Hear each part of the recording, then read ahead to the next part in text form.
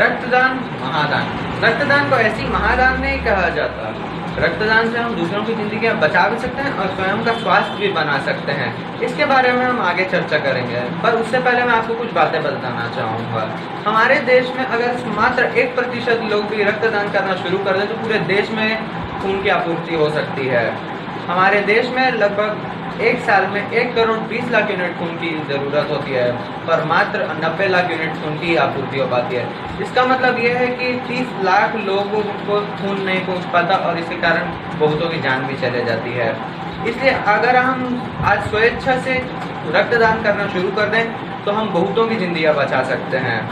मैं जूनियर जैसी आदर्श शर्मा और मेरे साथ खुशी मोदी और नवधा महेश्वरी आज हम आपको रक्तदान के बारे में और उसके फायदे बताएंगे, पर उससे पहले हम आपको आपके रक्त से मिलाते हैं।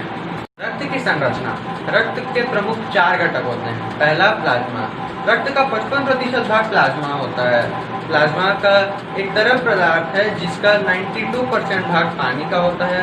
प्लाज्मा में glucose, minerals, amino acid, carbon dioxide, hormone आदि कई तत्व होते हैं।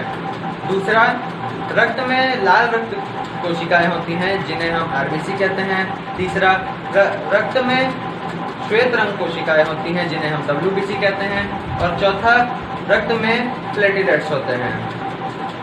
हमारे शरीर में कोशिकाएं बनते रहती हैं और मरते रहती हैं। हमारा शरीर लगातार कोशिकाएं बनाते रहता है और जो मृत कोशिकाएं होती हैं उन्हें हटाते रहता है। श्वेत रंग कोशिकाएं यानी डब्ल्यूबीसी कुछ घंटों से कुछ दिनों तक ही जीवित रहती हैं। प्लेटलेट्स कुछ 10 दिनों तक जीवित रह सकते हैं और आरबीसी कुछ 120 दिन तक जीवित रह सकती हैं। रक्त के कार्य। अब मैं आपको कुछ रक्त के ऐसे कार्य बताऊंगा जिससे आपको पता चलेगा कि रक्त हमारे शरीर का कितना अभिन्न अंग है। रक्त हमारे शरीर में पोषक तत्व जैसे ऑक्सीजन, अमीनो एसिड, ग्लूकोज आदि मिनरल्स का एक जगह से दूसरे जगह तक संचालन करता है। रक्त हमारे शरीर से अपशिष्ट पदार्थ जैसे carbon dioxide, urea, lactic acid ये सब को भी हमारे शरीर से बाहर निकालने में बहुत सहायक रहता है। रक्त हमारे शरीर में जो भी बैक्टीरिया या वायरस आते हैं उनसे लड़ता है और हमारे शरीर को उससे बचाता है। रक्त हमारे शरीर का तापमान बनाए रखता है और हमारे शरीर के एक जगह से दूसरे जगह तक हार्मोन पहुंचाता है। अब मैं आपको रक्तदान के बारे में कुछ प्रमुख बातें बताना चाहूँगा। जब हम रक्तदान करते हैं तो उसे होल ब्लड कहा जाता है। इस होल ब्लड को अलग अलग प्रक्रियाओं से गुजारा जाता है और इसके घटकों को अलग अलग किया जाता है जैसे आरबीसी, डब्ल्यूबीसी, प्लेटलेट्स, प्लाज्मा ये सब को अलग अलग किया जाता है और इसका अलग अलग इस्तेमाल लिया जाता है। इस कोरोना काल में प्लाज्मा की ज़रूरत बहुत बढ़ गई है क्योंकि कोरोना के मरीजों का इलाज इस प्लाज्मा से किया जा रहा है। प्लाज्मा हम 1 महीने में 3 बार तक दे सकते हैं, पर हम अपना रक्त 3 महीने में मात्र 1 बार दे सकते हैं। हम रक्त के जो प्लेटलेट्स होते हैं उनका भी एक अलग इस्तेमाल होता है। रक्त में जो प्लेटलेट्स होते हैं उन्हें हम एफेरेसिस नाम के प्रक्रिया से अलग करते हैं। इस प्रक्रिया में हम एक मशीन होता है जिससे हम रक्त बाहर निकालते हैं और वो प्लेटलेट्स रक्त से अलग करता है और रक्त को हमारे शरीर में वापस भेज देता है। अब आगे हम रक्त के कुछ फायदे, रक्तदान के कुछ फायदे जानेंगे खुशी मोदी की जुबान में। अभी आपने जाना रक्तदान क्या है और इसके क्या कार्य हैं। अब मैं जूनियर जैसी चेयरपर्सन, जूनियर जैसी खुशी मोदी आपको इसके फायदे, इसे कौन दे सकता है और कौन नहीं दे सकता है इसकी जानकारी दूंगी। सबसे पहले रक्तदान के फायदे। खून की जांच होती है जैसे कि blood group, haemoglobin, blood pressure, HIV जैसे की जांच होती है। नया खून बनता है, कोलेस्ट्रॉल और दिल की बीमारी कम होती है, वजन नियंत्रित रहता है, आयरन की अधिकता की संभावना कम होती है जिससे लिवर स्वस्थ रहता है और कैंसर की संभावना भी कम होती है। खून पतला होता है जिससे दिल की बीमारी होने की संभावना कम होती है। अब इसे कौन दे सकता है? जिसकी उम्र 18 से अधिक हो, खून में हीमोग्लोबिन का स्तर 12.5 से ऊपर होना चाहिए, वजन 45 से अधिक होना चाहिए।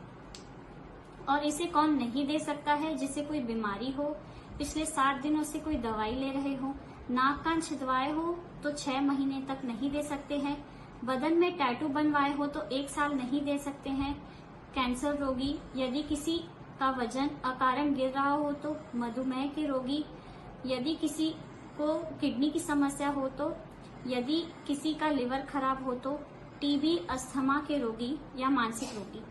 अब रक्तदान में क्या अवधारणाएं हैं और रक्तदान के पहले और बाद में क्या सावधानियां रखनी चाहिए, ये आपको मेरी। रक्तदान महादान। अभी आपने जाना रक्त क्या है, इसके क्या फायदे हैं, कौन उसे दे सकता है और कौन नहीं।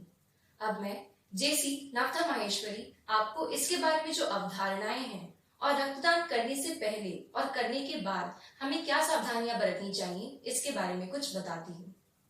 पहली अवधारणा ये है कि रक्तदान करने से खून की कमी हो जाती है, जबकि सच्चाई तो ये है कि हमारा शरीर 24 घंटों के भीतर ही खून की मात्रा बराबर कर लेता है।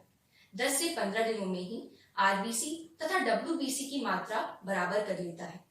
दूसरी अवधारणा ये है कि बुजुर्ग रक्तदान नहीं कर सकते, जबकि सच्चाई तो ये है कि 18 से 60 वर्ष की उम्र के स्वस्थ व्यक्ति रक्त दे सकते हैं।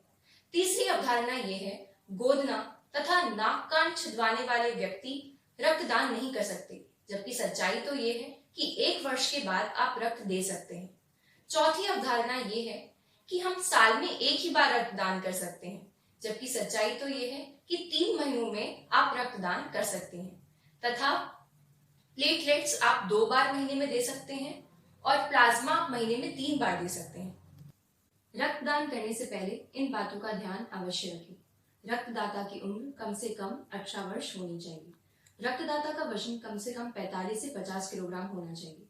रक्तदान करने से पहले डॉक्टर से जांच अवश्य कराएं और ये सुनिश्चित करें कि रक्तदान करने के बाद आपको कोई बीमारी ना हो।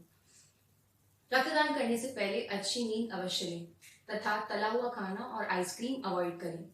शरीर में आयरन की मात्रा भरपूर रखें। इसके लिए आप स्पिनच, मछली या फिर किशमिश का सेवन कर सकते हैं। रक्तदान करने से पहले धूम्रपान, शराब तथा तंबाकू न लें। रक्तदान करने के पश्चात कुछ बातों का ध्यान अवश्य रखें।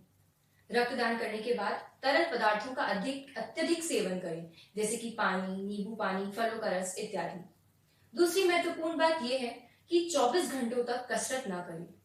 तीसरी बात यह है कि आधे घंटे तक गाड़ी न चलाएं। चौथी महत्वपूर्ण बात यह है कि 6 घंटों तक मदिरा का सेवन न करें। पांचवी महत्वपूर्ण बात यह है कि अगर आपको धूम्रपान करने की आदत है तो कम से कम 1 घंटे तक धूम्रपान ना करें। और छठी महत्वपूर्ण बात यह है कि अगर आपको चक्कर आए तो पैर ऊपर करके 14 से 20 मिनट तक ऐसे ही रखें। आज ही जीवन बचाने में सहयोग करें। मुझे यकीन है कि इन सभी जानकारियों को जानकर अब आप भी रक्तदान करेंगे और रक्तदान के साथ साथ प्लाज्मा एवं प्लेटलेट्स भी दान करेंगे और किसी को उसके जीवन का अनमोल तोहफा देंगे। इसी के साथ हम आपसे इजाजत लेते हैं। मैं आदर्श शर्मा। मैं जूनियर जेसी चेयरपर्सन जूनियर जेसी खुशी मोदी। मैं नवथा माहेश्वरी आप सभी से ये अपील करती हूँ, आज ही जीवन बचाने में सहयोग करें। अगर आपने कोविड से लड़कर उस पर विजय प्राप्त की है तो आप भी किसी का जीवन बचाने में सक्षम हैं। आपके प्लाज्मा में किसी का जीवन बचाने की कुंजी है। प्लाज्मा और रक्तदान के अवैध व्यापार पर अंकुश लगाएं तथा प्लाज्मा और रक्तदान विश्वसनीय स्रोतों द्वारा ही करें। जागरूक बनें और जागरूकता फैलाएं। धन्यवाद।